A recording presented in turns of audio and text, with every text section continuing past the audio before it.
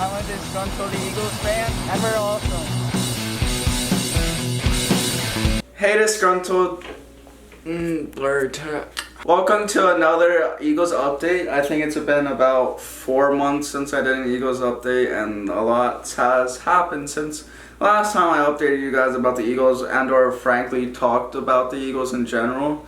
I think the last time I actually posted an Eagles update was the reactions to Carson Wentz trade to the Indianapolis Colts with Titus Lincoln Odom from Tunes for Two.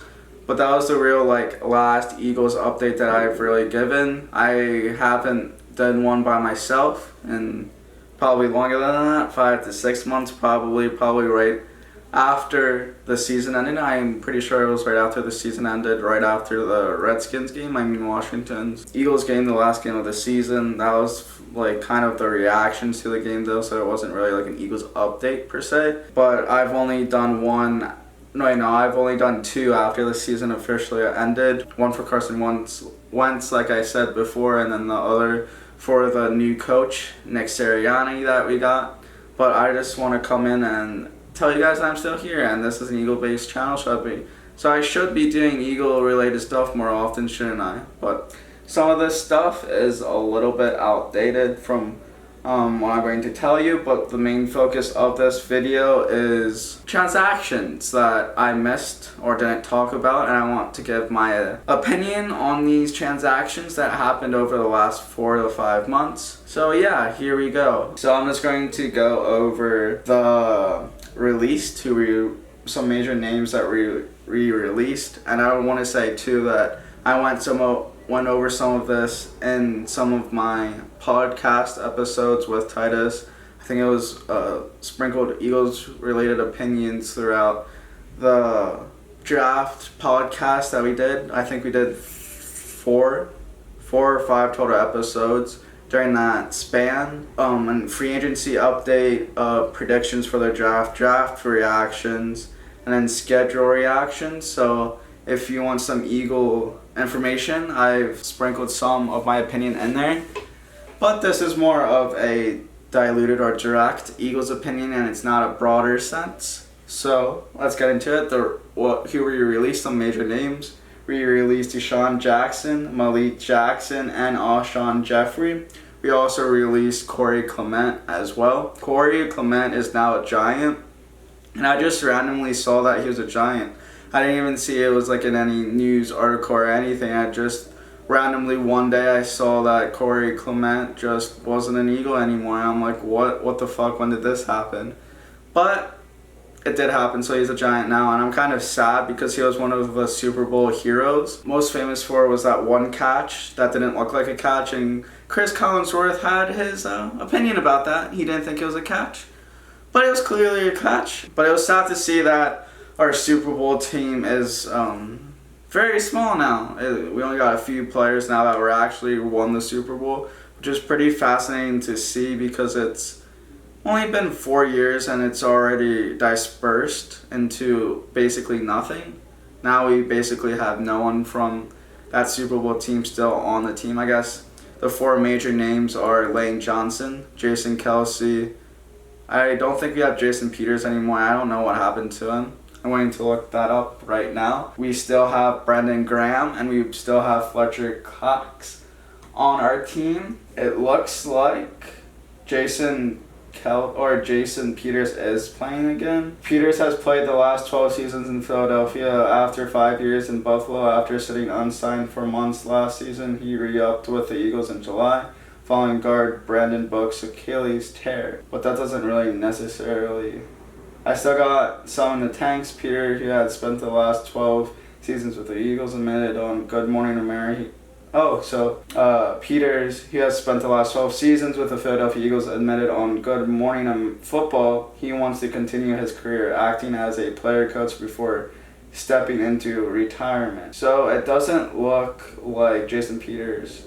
It's not looking like Jason Peters wants to retire. He wants to do another 18 seasons, so it looks like we still have Jason Peters, who's on that Super Bowl team, but he didn't play in the Super Bowl because he got injured, and that's kind of stupid. because I've been saying for the past 3 years, 2 to 3 years now, that we should get rid of Jason Peters.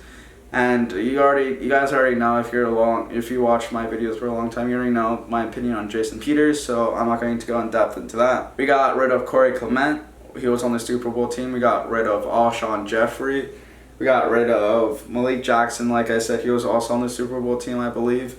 And we also got rid of Deshaun Jackson as well. All of those moves were rightfully placed. Deshaun Jackson signed on the Rams. And watch, he's probably going to be the healthiest he's ever been. But those three, except for Malik Jackson, I wanted Malik Jackson to stay on the team because he's a solid player. I don't know where he ended up, and I don't think Alshon Jeffrey ever got re-signed. So he's still in free agency, or he's still a free agent. But I'm glad to see that we moved on from them because they are older players. I mean, Clement's not that old, but he didn't really do much with offense. I'm pretty sure he got a touchdown in the last couple of seasons, so he's not really producing much, so that's just wasted cap. Alshon Jeffrey is injured, and Deshaun Jackson is also injured. He only played a handful of games in the last 2 seasons with us. I'd absolutely love for him to stay an Eagle and retire as an Eagle, but looks like he's still going to play as a Rams, which is kind of weird and ashamed, or not even ashamed, but sad to see. But I hope he does well, but it's going to kind of suck to see if he actually does play a full season with the Rams, and it's going to be interesting because that will mean that he's not injury prone. There's something wrong with our organization with getting players injured.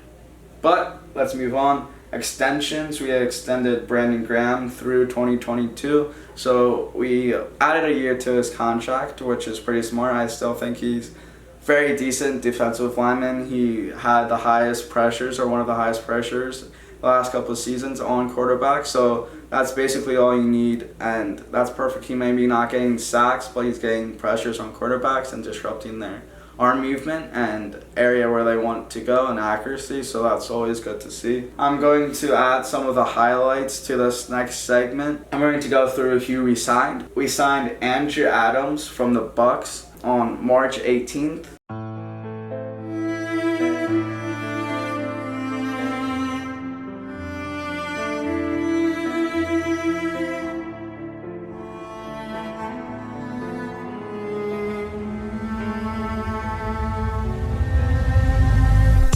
He's a safety, and I don't really know much about him, but he seems pretty solid from his stat line, and I really like him a lot. So we got him from the Bucks. Andrew Adams he doesn't really stand out. He had a very off season last year. He only got 2 combined tackles and 1 for assist. But the couple of years before that, first year with the Giants in 2016, he had 46 tackles.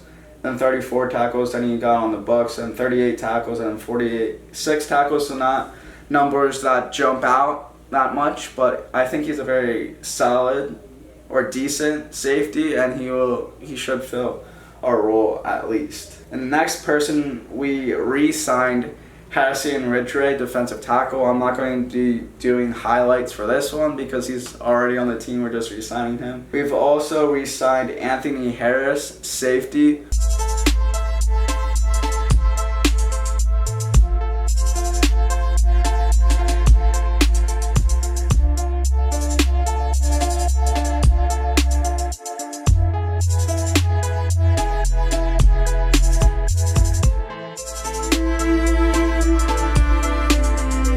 Vikings. This is the biggest addition to the defense, and this is the one that I think me and most everyone else that's basically an Eagles fan is most excited for this pickup, and he's probably in contention for another exciting piece that we also got from the Vikings that I will later discuss. Eric Wilson. That's probably up there for most exciting or most looking forward to player on the Eagles edition that fans are looking forward to watching. But Anthony Harris is probably a top 5 safety in the league. He's very good. He's one of the best in the league for the last few years now. From 2015 to 2020, he's played on the Vikings.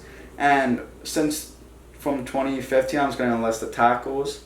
He had 15 tackles his first season, then 41 tackles, then 18 tackles. 46 tackles, 60 tackles, and the last season 104 combined tackles, or all combined tackles I just listed. So he's definitely improving. He has 9 total interceptions. 2 years ago in 2019, he had 6 interceptions in one season. One of them returned for a touchdown, which is super good. We need someone who eyes the ball, able to get tackles. And I don't know what his pass deflections are or that rate, but if it's good, that's all you can ask for, and I'm very excited for this addition. We also picked up Joe Flacco.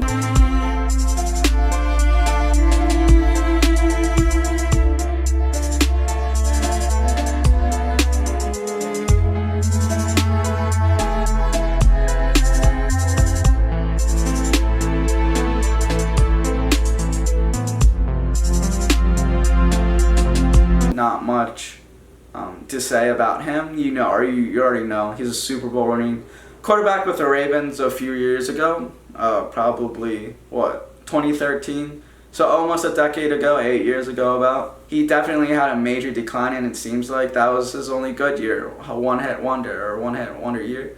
But I mean, looking at his statistics, it's not like he's awful. He's definitely transitioned to a backup quarterback. But his combined statistics, I guess he does have a shit ton of interceptions, never mind. But he has 40,000 total yards, 224 touchdowns, but 144 interceptions. It's actually outrageous. His interception is just, never mind, he's not a good quarterback. But I think the only good season he had was the 2012 season, it looks like now, because 2013 season, he had 3,912 yards, 19 touchdowns, and 22 interceptions. His total quarterback rating is an 84.1, which is what you can expect from a backup quarterback. His last year with the Jets, he went 864 yards, 6 touchdowns, and 3 interceptions. So, I mean, that's what you want out of a backup quarterback, and I think it's a nice addition to our backups.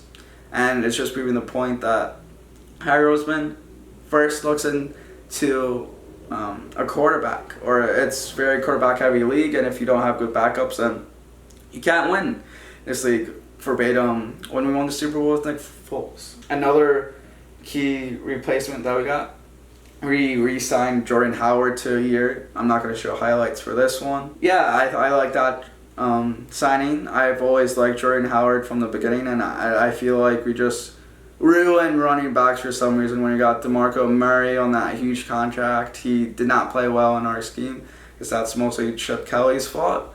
But with I guess we did like Eric Blunt well, but I feel like we obtained these running backs, or signed these running backs, and then they kind of fall off to nothingness afterwards, because Jordan Howard had like 3 or 4 straight 1,000-yard seasons, and then was freaking a sensation. Everyone was talking about him, and then when he went to the Eagles, it kind of fell off. No one was talking about him, which is kind of weird phenomenon on the Eagles. We kind of just take these running backs and then make them not a sensation, and people aren't really talking about them that much. Then, like I alluded to, we re-signed Hassan Ridgeway, defensive tackle from the Eagles, like I said, on March 18th, and Anthony Harris to a 1-year deal. March 20th, we signed Joe Flacco on a 1-year deal. On the 23rd of March, Howard on the 7th of April, and then also on the 7th of April, we signed Eric Wilson, linebacker, to a 1-year deal.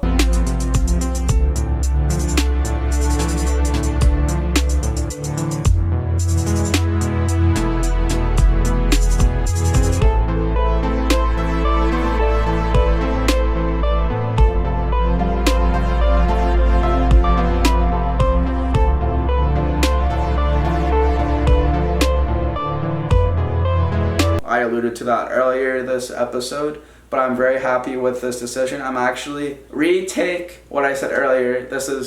Eric Wilson is the most exciting piece that I'm excited for, because he's a linebacker, and that's the number one position that I feel like we needed to focus on in the draft. We didn't get anyone in the draft, the linebacker, any big names. Like we didn't get Micah Parka, like the Cowboys did, but I'm glad we picked Devontae Smith. rather than Michael Parka, I forget, I don't know how to pronounce his name. Eric Wilson is a very good linebacker, and I stated this, I think, in previous Eagle updates. Linebacker was the sole position that I was looking for, or the sole most needed position on the Eagles. And I was like, it goes linebacker, wide receiver, offensive lineman, and probably defensive tackle. Wait, no, it goes linebacker, cornerback, wide receiver, offensive lineman, and defensive line as the most crucial parts. And we did focus on just that. He's a very astounding playmaker. The last season, 2020 season, he had 122 combined tackles, 60 assists, 3 sacks, and 3 interceptions. A very, very good year statistically. I don't know, just from that and from what I heard, he's a very good linebacker, and that's exactly what we need. So we got 2 very key additions, Anthony Harris and Eric Wilson. And those 2 guys were a part of the 2017 team that made the Vikings so crucial, or to make that Viking defense the number 1 defense in the league. Remember when Little Nick Foles or Big Dick Nick came in and freaking torched their defense? Yeah, that same number 1 defense these 2 guys came from. But I think that was just a one-off game, so don't take that game for, them being shitty or playing shitty. Next guy that we got that I'm also very excited for, it probably goes Eric Wilson, Anthony Harris, then Ryan Kerrigan. Defensive end, we got him on May 17th, 1-year deal from the Washington.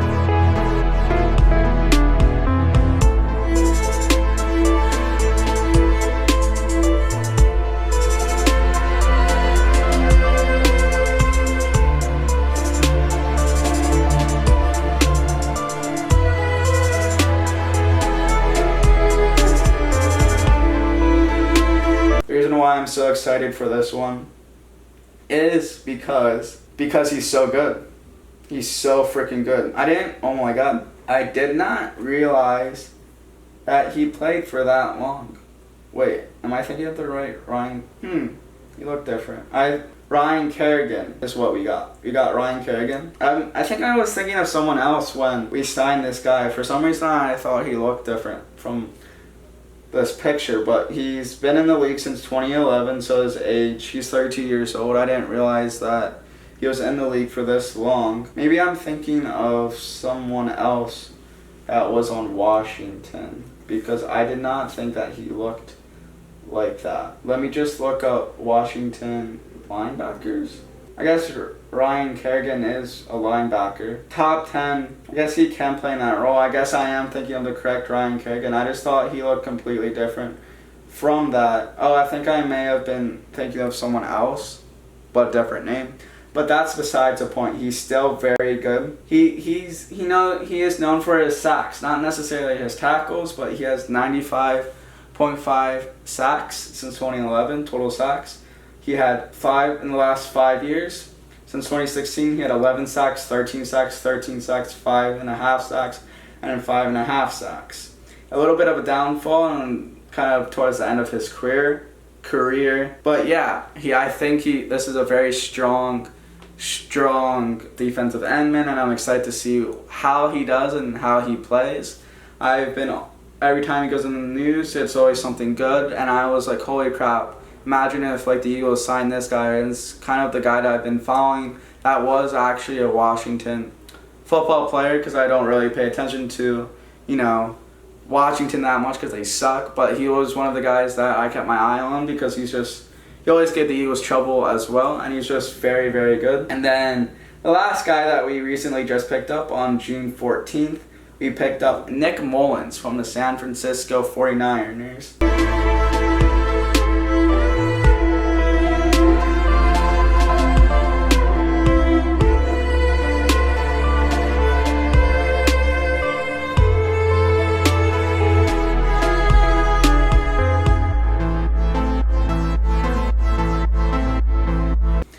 I think he was primarily a backup quarterback, but he played last season due to Jimmy Garoppolo having that injury. I think it was an ACL or something, but he was a starting quarterback. And he has backup numbers, just like Joe Flacco. He's been in the league since 2018, and I think we played him 1 year, that Super Bowl year when we destroyed the 49ers, but I also thinking that may have been someone different.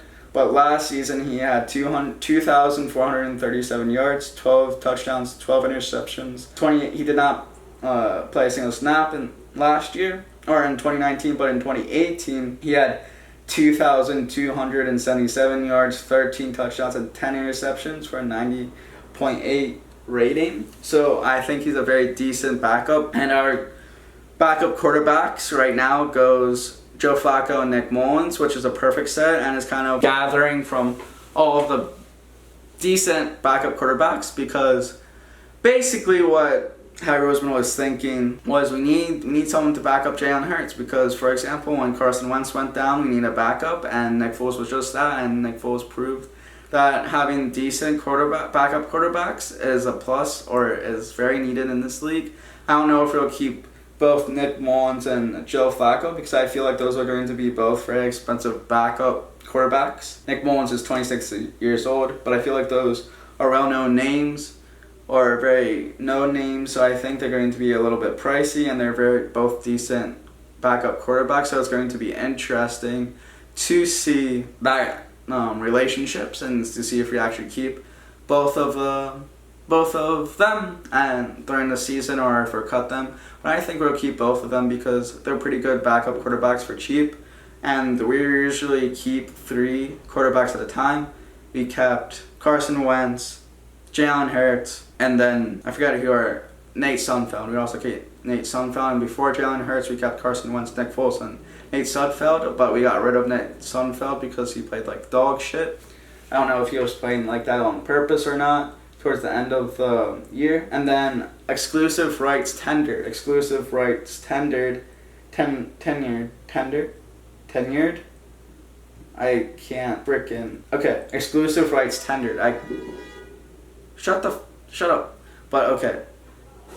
Let me see. Okay, it's still 22. I have to wrap this up soon, but basically exclusive rights tendered in the NFL means right of first refusal tendered. 1-year contract worth $2.133 million. Team has a right to match any offer sheet signed with another team, but there is no job compensation tied to this tenure. Exclusive rights free agent, ERFA, any player with fewer than 3 acquired seasons and an expired contract. So that's what the definition of exclusive rights tendered means. I did not know that until I was looking up at the transactions on the Philadelphia Eagles website. 3 guys that we did this to was Alex Singleton, linebacker, on the 25th of March, Greg Ward on the 29th of March, and Boston Scott for the 1st of April, and all 3 are very good. Alex Singleton was the best linebacker that we had last year. That's not saying much because our linebackers was shitty and not very good, but he was our best, so I think he's definitely a number 2 or 3. He's definitely not a number 1.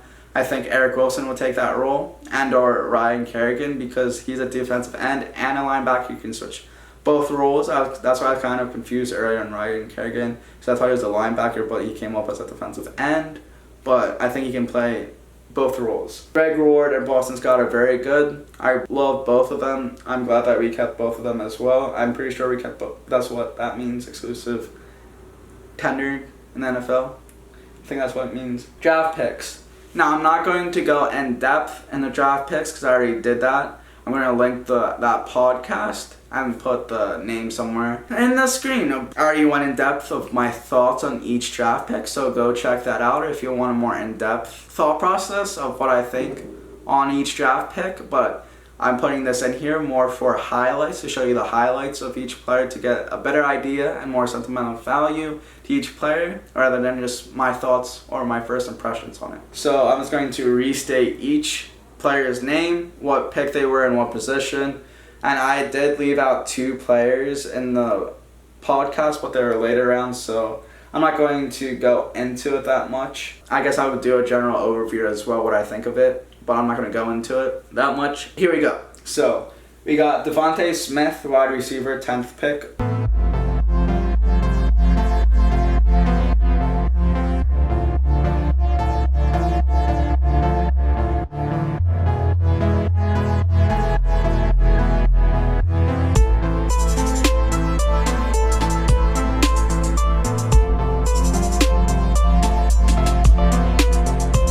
got Landon Dickerson, 37th pick, center.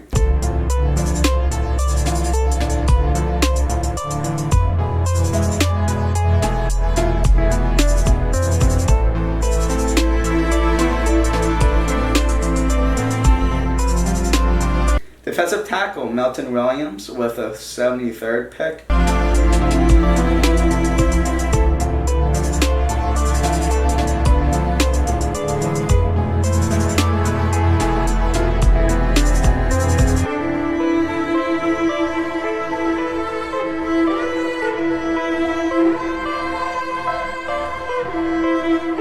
Quarterback, Zeke McPherson with the 123rd pick.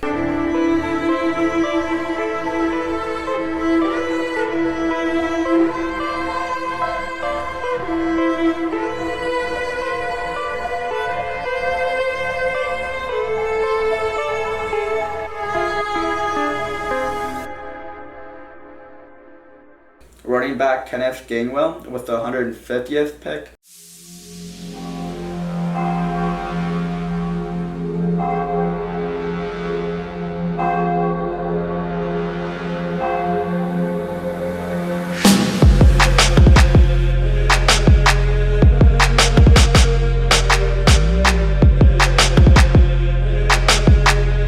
Defensive tackle, Marlon Taputlu with the 189th pick.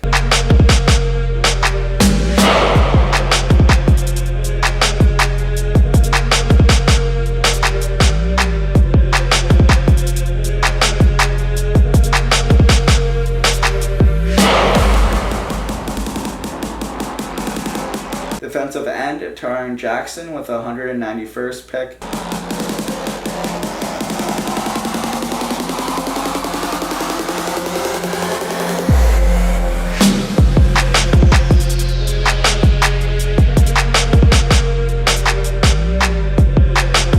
Linebacker, Jacoby Stevens with the 224th pick.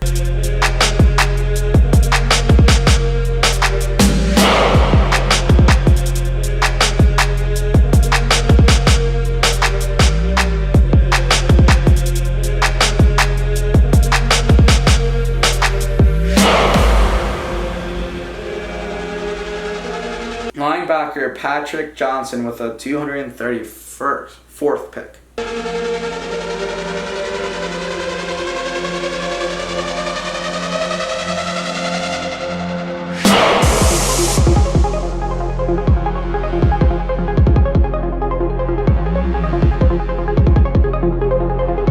I missed Jacoby Stevens and Melton Williams on the podcast, and the third pick that we got.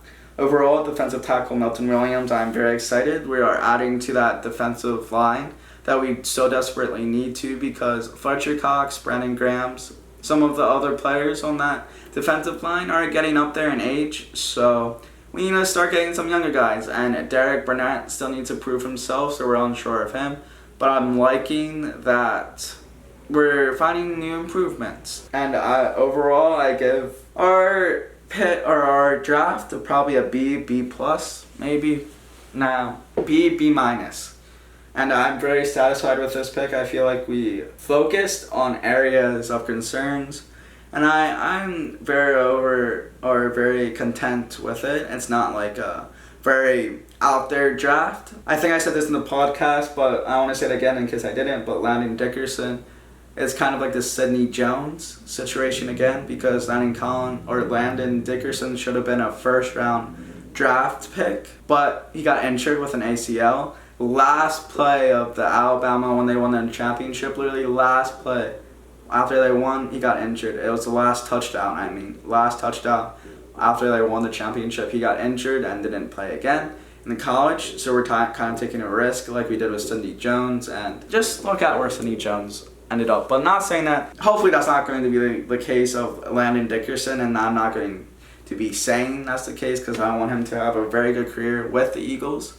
But yeah, I'm just putting that out there. We claimed Kerrigan Johnson from the Lions. Again, I think we had him last year, but I like this. He's a very decent running back, and we have like 5 or 6 running backs right now, which is beautiful. That's how we do it every single year. We have so many fucking running backs, but they're all mediocre, and we're trying to do that rotation. But I think the only way that you can do that rotation if you actually have a good number one running back, and which we do in Miles Sanders. And then we acquired cornerback Josiah Scott from the Jaguars in exchange for cornerback Jameis Houston and a 2023 6th-round pick. Now, that was probably just another draft pick, and I just wanted to say that we did do that from the Jaguars. Yeah, and then Zach Ertz is also skipping OTAs, or he skipped OTAs, because he had enough of this shit in Philadelphia, and I wouldn't blame him because he's been in the block. He's been in discussion times and times again, and